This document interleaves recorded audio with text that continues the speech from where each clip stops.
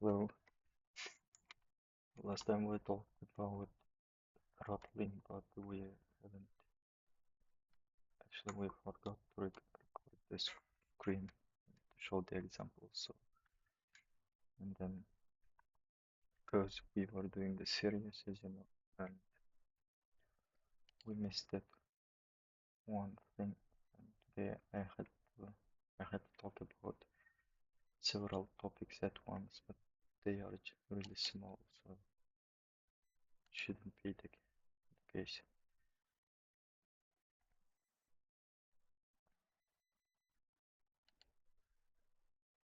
Okay, yeah, we have stopped at the bouncing, and right now I'm gonna be talking about the throttling and the memorization, and of course the next topic that I was about to do today.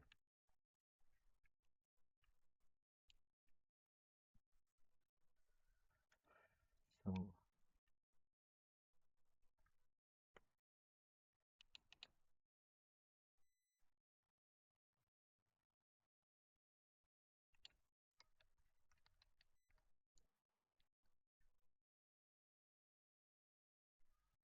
here it was the patterns roadmap.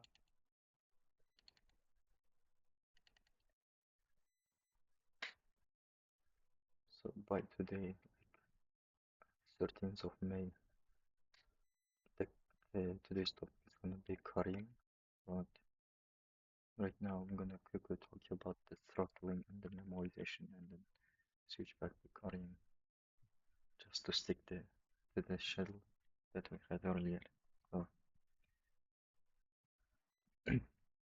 throttling is from the same family of the bouncing, like they have the similar features, not the same but similar because of how they behave, right? As you remember that the bouncing is the idea of you're gonna pass the function and then delay is an argument, right? It's the same idea that used in elevators, right? Because right before the door of the elevator is about to close, if you interfere it, then it's gonna stop and then reopens back, right? And if someone constantly non-stop keep interrupting the door of the elevator, then it's gonna it's not gonna close and it's gonna stay in that loop forever, right? So that's the idea of the bouncing. When something about to happen during this specific amount of delay, specific amount of time, let's say after 3 seconds, close the door of the elevator, right? If someone interferes, reopens it, and then another 3 seconds, it's gonna wait, right? So the same idea when you are about to search something, say you type, dog, right? Unless some specific amount of time passes, Google will not suggest any suggestions to you.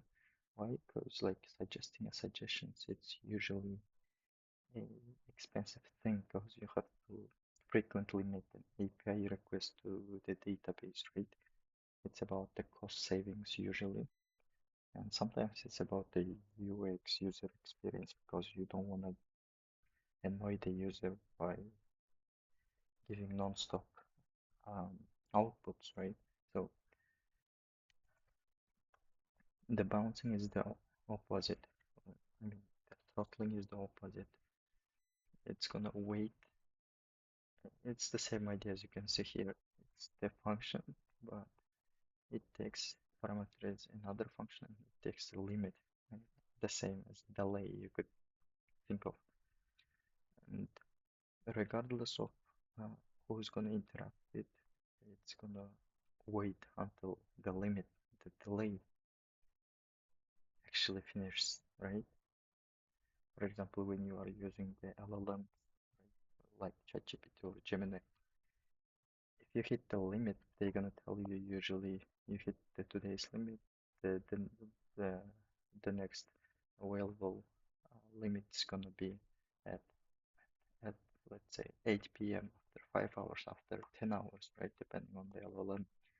So because the way they usually work is with throttling, the sliding window, they compare it like in the background. Okay, if the user has been used uh, this amount of token, let's say, I don't know, 300 tokens, and in this 6 hours period of time, you could finish it in, let's say, in 5 minutes, right? If you upload like massive files, and then next 6 hours, you should be waiting, right? So the same idea, throttling, wait until some specific amount of time, right, or a specific amount of data, right? Because it's not like you can use for 6 hours, because you can just spam it massive data and you could pretty much finish a lot of job within those 6 hours, but they do not allow you because it's not about the hours, it's about the tokens, it's about the electricity that's been used from their server side, right? So throttling also, you use it in rate limiting when you use some specific API, right? Because you don't they do not want you to let's say DDoS or DDoS their server side. DDoS meaning that you make bunch of requests and then their server is gonna crash, right? Because they cannot handle all those spam requests. So that's why whenever when you play some video games, there are usually, let's say, if you invite someone or if you click some button and if you click non-stop, they show something like, okay, request already has been sent or something like that. Or they do not allow you to click more than several times really fast, right? And that's by design because they don't want you to use unnecessary resources without any uh, valid reason, right? And that button usually is going to be available like resend a request or something like that after several seconds, several minutes. So these all things where you are limited to the time, you are limited to some resource usage is the idea of throttling, and it's pretty much used everywhere. And and the memorization is basically caching. Okay, you're gonna store the data somewhere for a specific amount of time, and it's the idea of um, not to serve the data from the server every time because it's cost effective, right? For example, you have the data that's frequently been asked, and instead of serving it every time from the server for a bunch of millions of users requests each time, which is really cost effective, you're gonna make it, let's say, JSON file or any other file, and you're gonna store it in blob, Azure blob, JSON blob. It's the same equivalent of AWS S3 bucket, right? Because it's really cost efficient.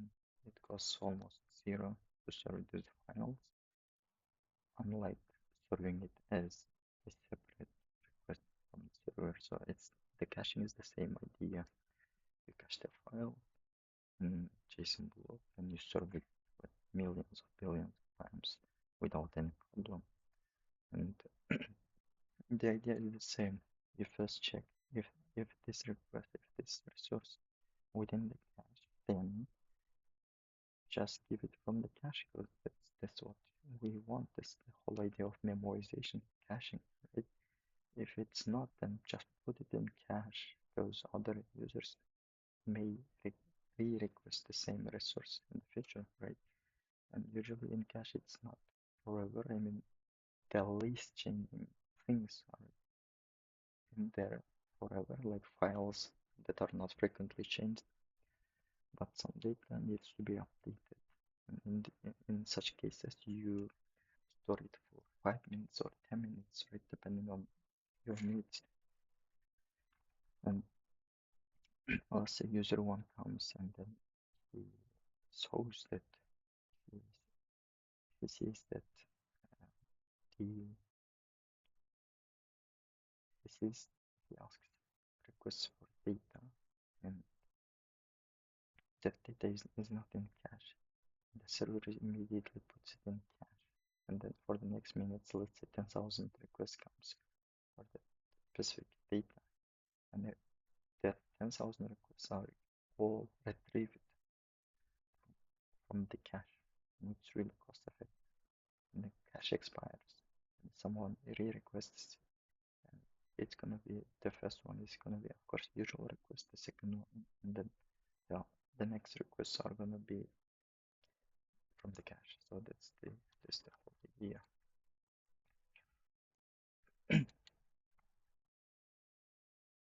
Think of memorization is really expensive calculation, and you want it to be cached. Don't want it every time to be calculated. Okay.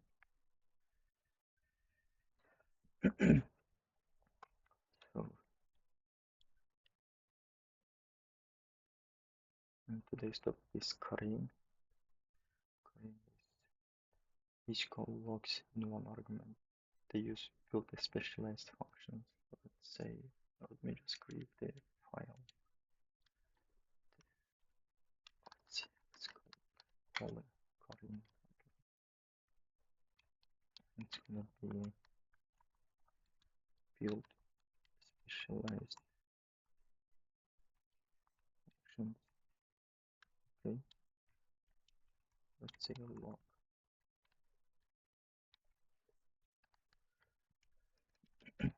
So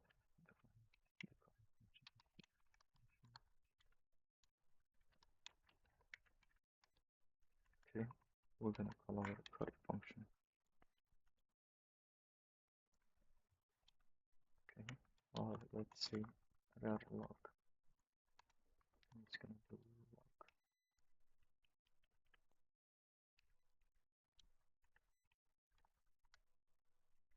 log rar. Okay. So when not use trade-offs, usually long for functions with optional parameters. Currying breaks the contract because you have to have the parameter.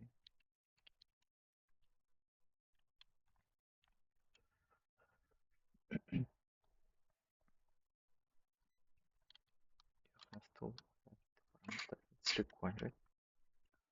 And performance critical path, like extra closures or something like that. And team unfamiliar with functional programming because readability is going to suffer.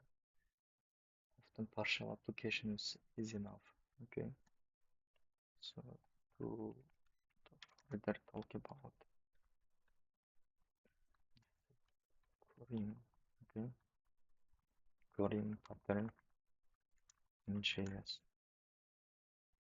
Okay, coding is a transform that makes, let's say, a function which takes able to see as a parameter callable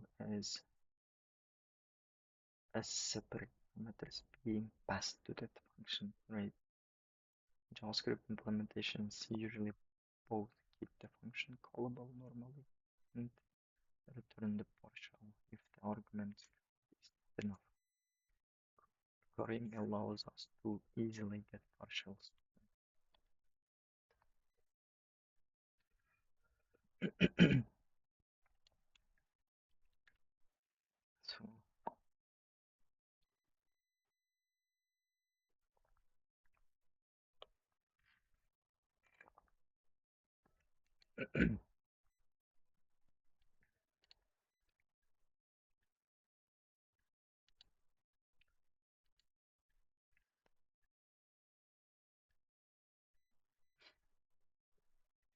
So these examples usually explain like pretty basic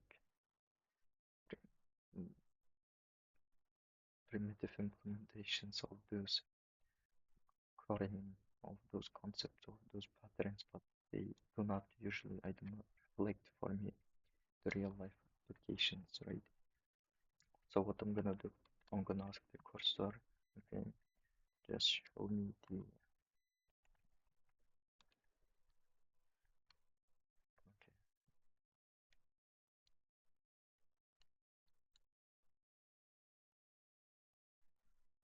By the way, I have to be honest, skip this part without noticing because we haven't seen the real application of throttling and the memoization in our code base.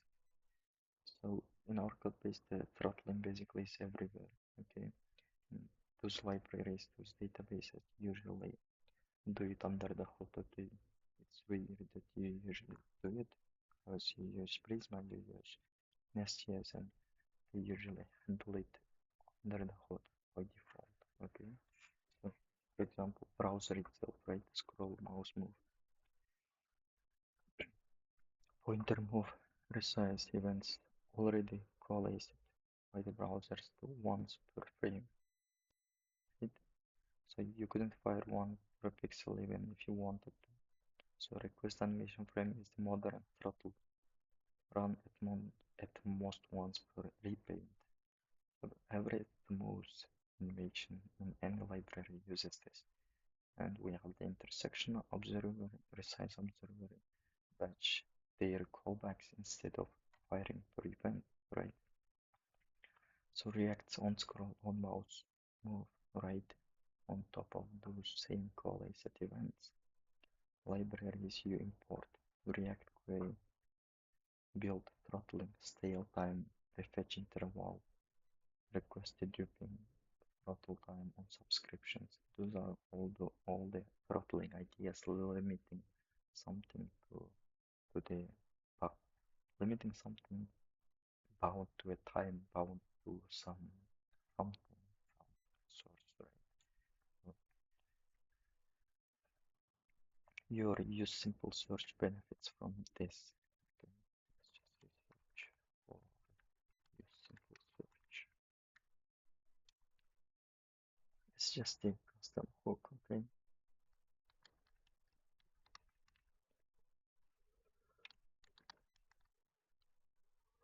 It's just a custom hook that we defined in here.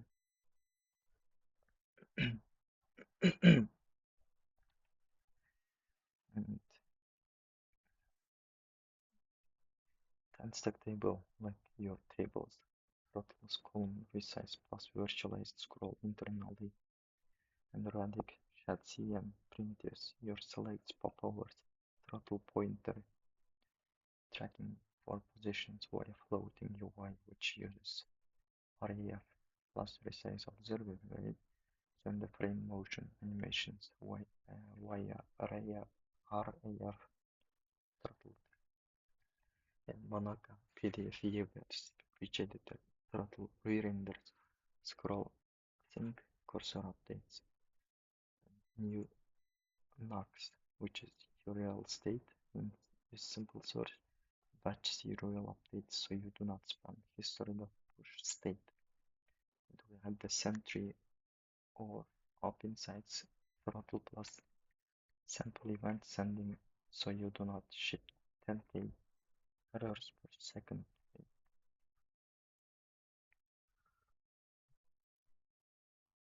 And we have the network layer, HTTP to multiplexing browser 6 connections per host limit, which is a form of throttle. Service workers fetch can be rate limited. Okay, so your backend, your Prisma retry on 10929 Nest.js cards, Azure APIM does the real server-side throttling. So the pattern, you write the bounds, intent, wait for me to finish typing. Everything else throttles for your intent. You do not melt the CPU or the network. Okay, so you usually do not write a manual throttle for the same reason you do not manually manage memory in JavaScript, right? The runtime of the browser and your library is already to do it. Your job is just the user intent layer, the bounds typing. The performance layer is handled below you. So that's the whole throttling thing that's been used in this code base.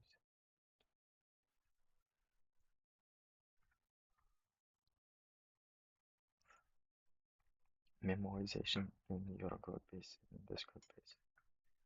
So we use memo remember the answer, so I don't recompute. React gives you three flavors: use memo, which is function, and then dependency, cache value, okay, use callback function, and then dependency, cache function reference. And React.memo, which is the component, skip re-rendering if props are equal. And we have the create selected Redux toolkit, then reselect cache derived state out of store. So what you actually see is memo in 170 files, hundreds of call sites, massive. The volume is massive, and this callback in 13 files, pretty light. The volume, React.memo 0, and not used at all. So create, reselect one file, Redux slice one use, okay, and we have low-memo is 1, like 0, not used at all. So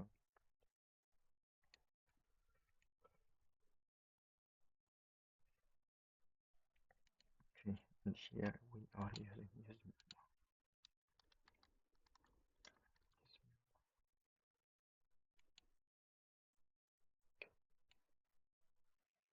derive value from filters, okay.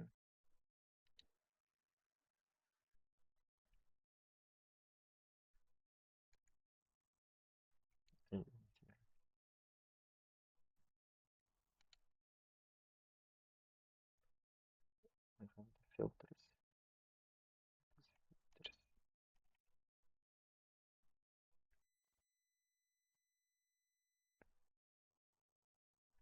Filters is a parameter passed to custom hook use cases. The search value also the same. Okay. Derive value from filters, okay.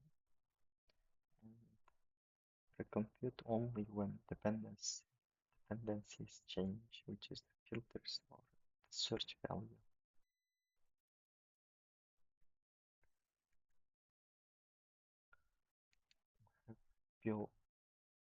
Build chips list from filter state. Okay. Okay. Here we are passing the save at filter state, core tab, and available filter.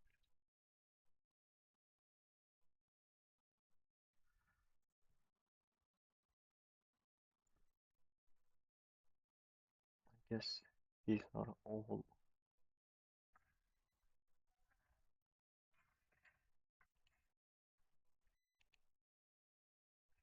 two of them of the value. One of them is the state, current state. Okay? So use callback, which is search result options and on value change, stable handler or child component. Okay.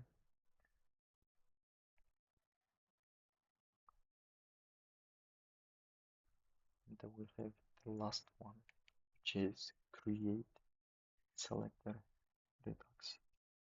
MOIZ selector only computes when state.analyzer changes by reference. Then I do not get this statement like create selector Redux MOIZ selector. Okay. Redux actually caches the selector. Okay. Only recomputes when state.analyze viewer changes by reference. What does that mean by reference? Okay. Let's just try to understand it. Have create selector.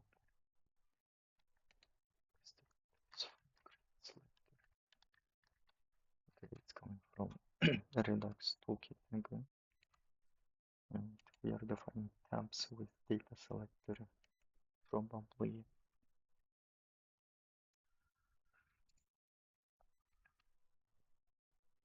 Okay, we get the state, root state, okay,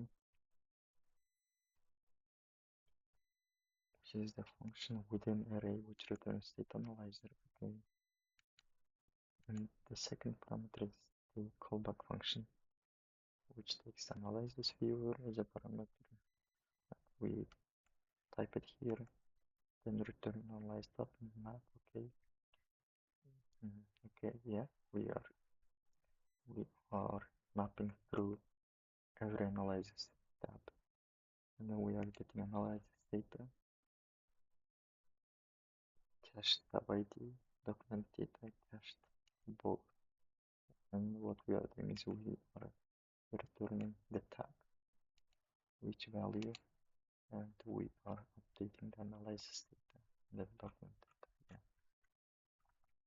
So the top memo heavy files in this code base usually is table, timeline, judge assignment, and component like analytics component, analytics core judge, and use general info and lawyer details. Okay, and in this one, law firm details and party details. And we have the console, and then hook. Okay, if you notice, like in each of them, like roughly 10 times the use memo has been used, like really memo heavy.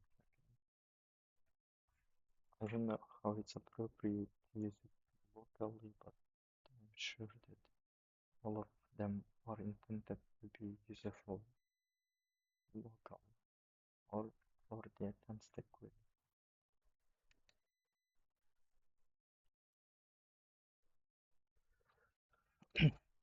So the observation and the feedback from the course is you over rely on use memo, underuse react of memo. Memoizing a value with use memo only helps if a child component relies on referential equality, probes dependencies of another hook. Without react of memo on the child, the parent re-renders the child anyway, and your use memo saves only the computation, not the render. Often it's premature optimization. Use callback is rare, which is good. Same story, it only matters if the function is passed to react of memo at the child, or used as a hook dependency. Otherwise it's a noise. So no react of memo anywhere is suspicious for a heavy table driven application. Big tables picked up TCT key events, which is key events version 2.tsx, which is 800 plus lines, and 14 use memos might benefit from memoizing raw components. So reselect used once. Most of your derived state lives in component level use memo instead of selectors. Fine, but as Redux state grows, as Redux state grows, selectors scale better. So you memorize values everywhere. Use memo. Parallel cache functions use callback. Parallel cache functions use callback and never skip renders. React memo. The first one is mostly cargo called unless its result feeds a React.memo child or another hooks dependencies. So which in your code base it usually does not. Okay.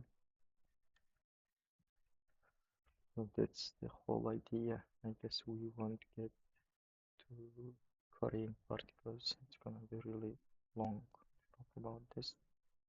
And since I have skipped the, application of them in the code base today, it's been just